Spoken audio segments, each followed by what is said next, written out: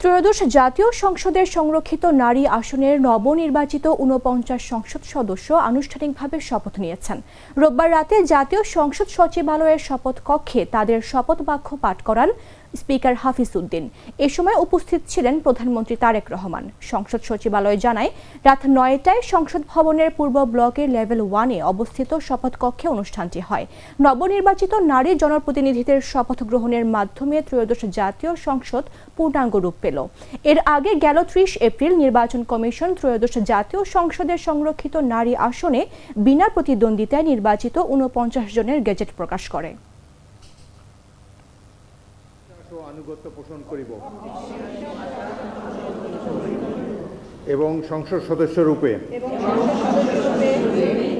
আমার কর্তব্য পালনকে ব্যক্তিগত স্বার্থের দ্বারা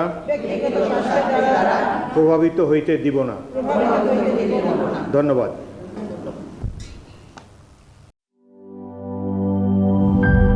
ইউরোপ, এশিয়া, আমেরিকা যেখানে যাই, বিশ্বের ১৪৫টি দেশে আজ ফ্রুটো পাই।